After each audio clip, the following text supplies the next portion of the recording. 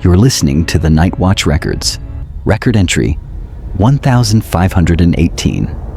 Tonight, the air is hot, heavy, and smells of dry hay and ancient fear. Imagine a rhythm you can't hear, a song you didn't choose, and a movement your body cannot stop. In the streets of Strasbourg, a nightmare began with a single step. We are opening the files on the dancing plague. Close your eyes. Can you hear the sound of 1,000 feet hitting the cobblestones? It began on a sweltering day in July. The city of Strasbourg, then part of the Holy Roman Empire, was already on edge. Famine was biting hard, and the shadows of the Black Death still lingered in the collective memory of the people. But the horror that was about to unfold didn't arrive on the wings of a flea or in the breath of the sick. It arrived in the person of a woman named Frau Troffea. With no music playing and no celebration in sight, Frau Troffea stepped into a narrow, sun-scorched street and began to dance. There was no joy in her movements.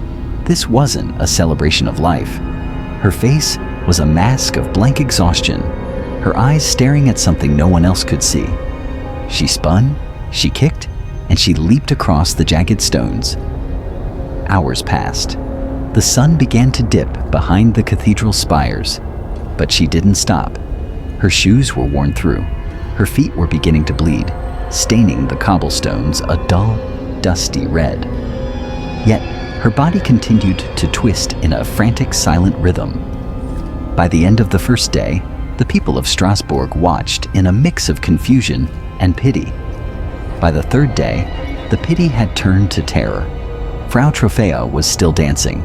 She only collapsed when her body literally gave out from sheer exhaustion, only to twitch and start again the moment she regained consciousness. But the truly terrifying part wasn't just Frau Troffea, it was the contagion of the mind.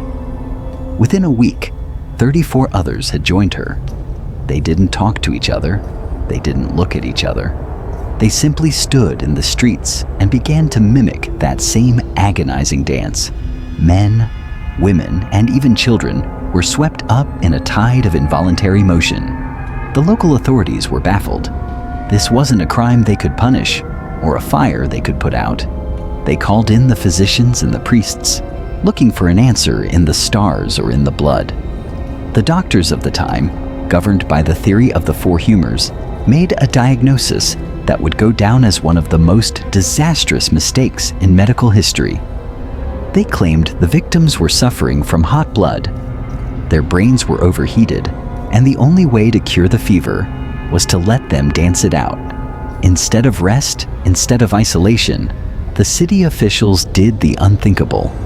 They opened up the grain markets. They built massive wooden stages in the center of the city. They even hired professional musicians, pipers and drummers, to provide a constant pounding beat to keep the sick moving. They thought they were helping. They thought they were providing a release. But all they were doing was building a theater for a massacre. The music didn't soothe the dancers. It acted like a whip, driving them further into their delirium.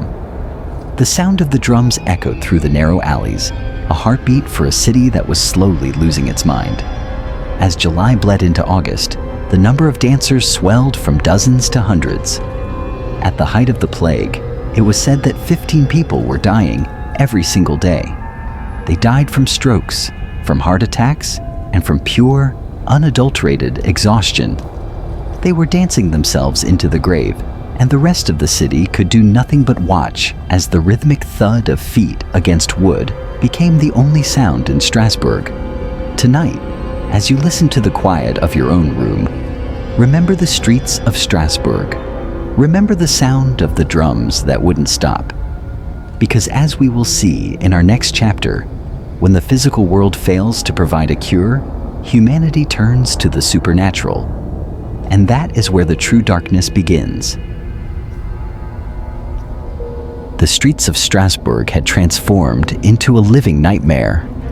By August 1518, the count of those afflicted had climbed to over 400. It was no longer a few isolated individuals. It was a sea of people, a rhythmic, convulsing tide that filled the plazas and choked the alleys. The air was thick with the smell of sweat, blood, and the metallic tang of fear. The city's solution, building stages and hiring musicians, had backfired with a grotesque irony. Instead of burning out the hot blood, the music acted as a psychological anchor. It gave a beat to the madness. Imagine the scene: a professional piper playing a Johnny tune while, right in front of him, a father collapses from a burst heart, or a mother screams in agony even as her legs continue to kick and spin. The musicians were exhausted, the onlookers were horrified, but the dancers, they were gone.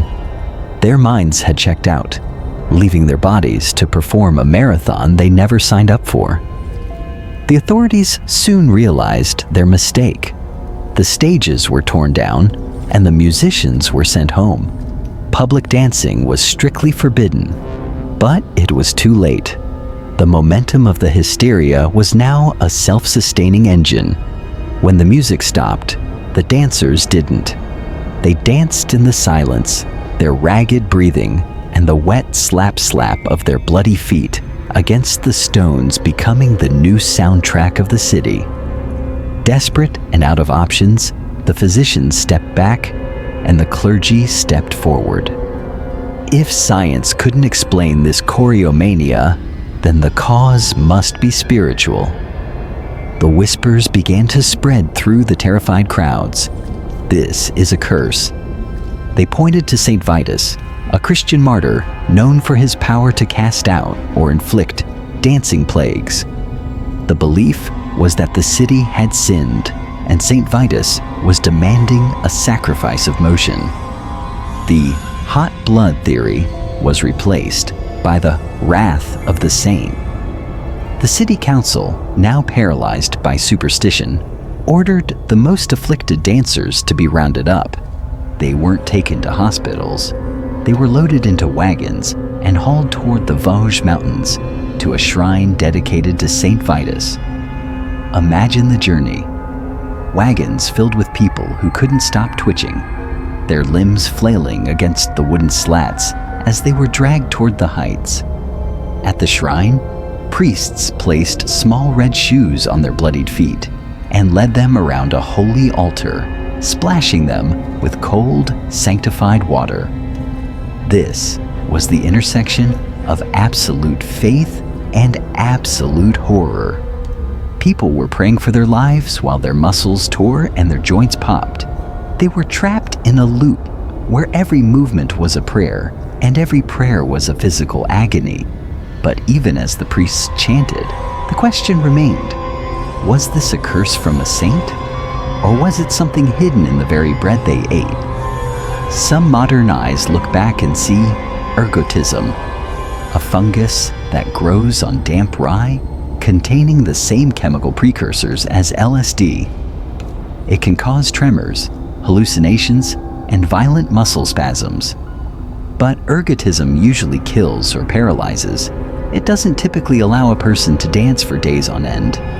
So if it wasn't the bread, and it wasn't a saint, what was it? As we move into our final chapter, we will look at the psychological collapse of a society and the chilling moment the dancing finally stopped, leaving behind a silence that was even more terrifying than the noise. By the end of August, the frenzy began to lose its momentum, not because the mystery was solved, but because the human vessel has its limits. The streets of Strasbourg, once filled with the rhythmic thud of thousands of steps, were now littered with the broken. Those who hadn't succumbed to a burst heart or a stroke were dragged away, their bodies finally still, though their muscles continued to twitch in a ghostly aftershock of the weeks they spent in motion. The survivors were taken to the shrine of Saint Vitus in the mountains. There, in the dim light of the chapel, they were given small crosses and red shoes that had been sprinkled with holy water. Whether it was the change in environment, the cooler mountain air, or simply the psychological realization that the punishment was over. The dancing eventually ceased. The city fell into a heavy, traumatic silence, a silence that felt even more unnatural than the chaos that had preceded it. For centuries, this event has remained a jagged piece of a puzzle that doesn't fit. Was it a toxin? Ergotism, the fungus on the rye bread, remains the leading biological theory. Yet, it fails to explain how people could dance with such coordination and endurance for days. If it were a poison, most would have been too ill to stand, let alone perform a marathon of agony. This leaves us with the most terrifying explanation of all: the power of the collective mind. The people of 1518 lived in a world of absolute stress. Famine, plague, and oppressive social structures had pushed them to a breaking point. In psychology, we look at this as a mass psychogenic illness, a form of collective hysteria. It is a moment where the brain, unable to process the overwhelming horror of reality, creates its own. Frau Troffea didn't just start a dance, she provided a release valve for a city that was about to explode. Once the first few joined her, the social contagion took over. They danced because they believed they were cursed, and in believing it, they made it their physical reality. The dancing plague of 1518 reminds us that the mind is not always the master of the body. Sometimes it is a passenger. Under enough pressure, the barriers of logic can dissolve, leaving us at the mercy of rhythms we cannot control and impulses we cannot explain. As the records of 1518 are closed, the image of those red shoes remains. They are a symbol of a time when an entire city lost its grip on the world, spinning into a void of its own making. The cobblestones of Strasbourg have long since been replaced, and the screams of the dancers have faded into the wind of history. But the shadow of the event remains, a warning that the thin veil of civilization is only as strong as the collective mind that holds it together. The night is quiet now. The rhythm has stopped. The air is still, and the streets are empty. You are safe in the silence of the present, far from the drums and the heat of that long, cursed summer. The entry is complete. The file is locked. Rest now, for the world is stable, and your movements are your own. Good night.